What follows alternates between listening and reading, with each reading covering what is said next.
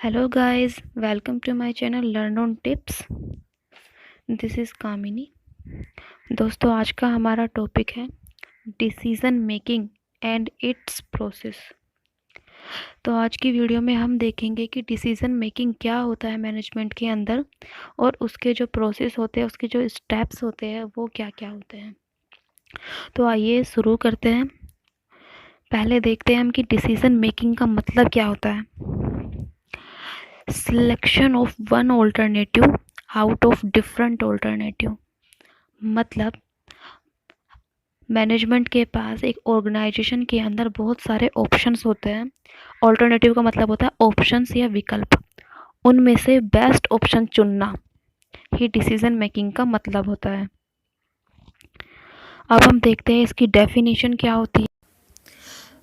The process of deciding and something important, especially in a group of people or in an organization.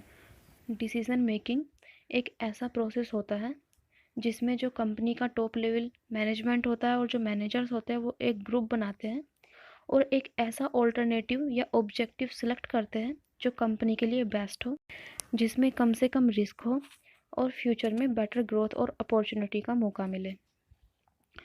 Decision making process बहुत ज़रूरी होता है। It's very important in every organisation.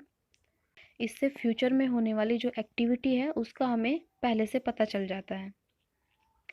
आगे देखते हैं हम इसके प्रोसेस क्या क्या होते हैं और इसके क्या क्या स्टेप्स हैं।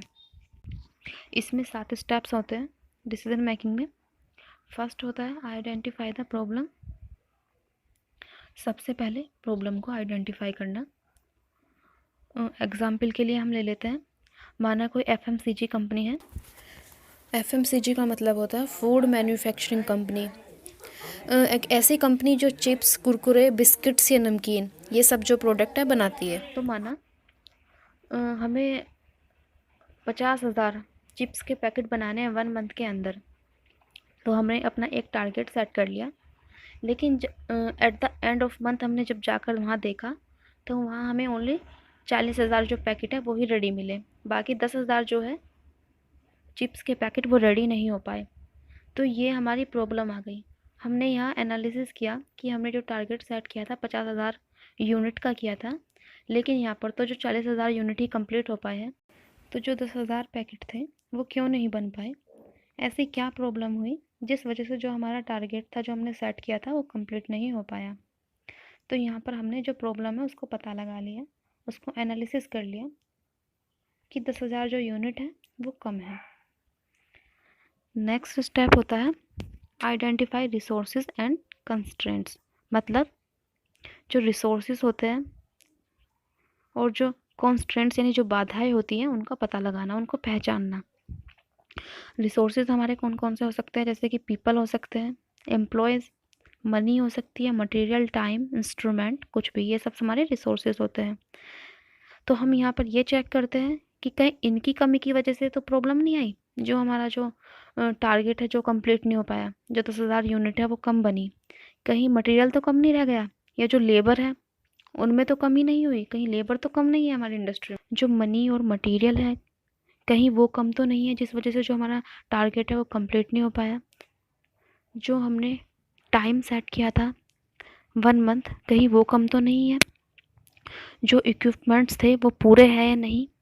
तो हम इसमें ये सारी चीज़ें चेक करते हैं, और अगर ये people, money, material, time and equipment सब कुछ कंप्लीट है, फिर भी हमारा टारगेट पूरा नहीं हो पा रहा है, तो फिर और क्या क्या बाधाएं हो सकती हैं जिस वजह से सेट किया गया टारगेट पूरा नहीं हुआ।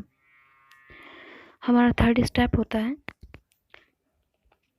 जनरेटिंग ऑल्टरनेटिव सॉल्यूशन, मतलब डिसीजन मेकिंग प्रोसेस में जो ऑल्टरनेटिव होता है उसका जो पॉसिबल सॉल्यूशन है, इसमें वो फाइंड करते हैं कि क्या क्या सॉल्यूशन हो सकते हैं जिससे कि जो हमारा टारगेट है वो राइट टाइम पे कंप्लीट हो जाए।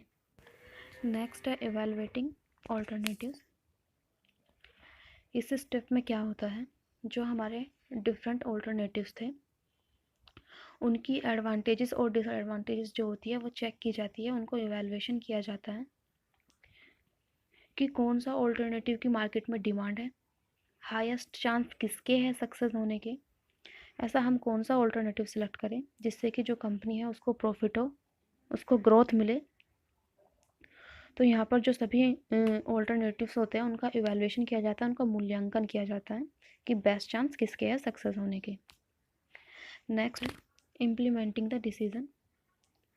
The selected alternative must be implemented properly to achieve the objective for which it was selected।